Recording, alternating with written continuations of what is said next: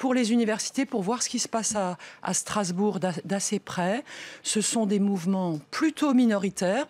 Le président de l'université de Strasbourg a déjà fait le sondage auprès de tous les étudiants que le président de Grenoble fait, je crois, aujourd'hui.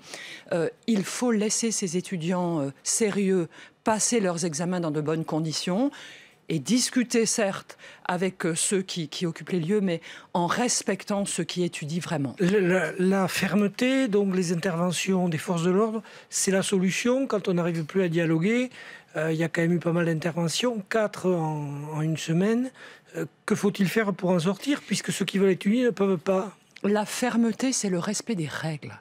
Le droit à étudier, à travailler, à passer ses examens, à préparer l'année suivante, parce que les examens, c'est la clé pour avoir accès à une bonne année de master, par exemple. C'est la règle qui doit être appliquée à tous, et il faut respecter ceux qui veulent travailler. Ceux qui ont certaines préoccupations légitimes, mais d'autres, franchement, relèvent plutôt de la volonté d'empêcher et de manifester un mécontentement. 1 million d'euros de dégâts, a dit hier Frédérique Vidal, la ministre, sur notre antenne. Est-ce que ces mouvements étudiants sont encouragés par une partie de la classe politique, selon vous?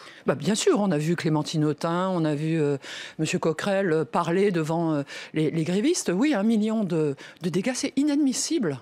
Quand on voit qu'il y a quand même plutôt des besoins d'investissement, il ne faut pas détruire, il faut encore investir dans nos universités. C'est des lieux où on accueille notre jeunesse, où on construit leur potentiel culturel, d'insertion dans la société, de professionnalisme. Comment on peut démolir? Donc on voit bien que pour une partie des manifestants, ils ne sont pas dans la volonté de faire progresser l'université et de vraiment défendre ce qu'ils prétendent, c'est-à-dire permettre à chacun d'accéder à un enseignement de qualité.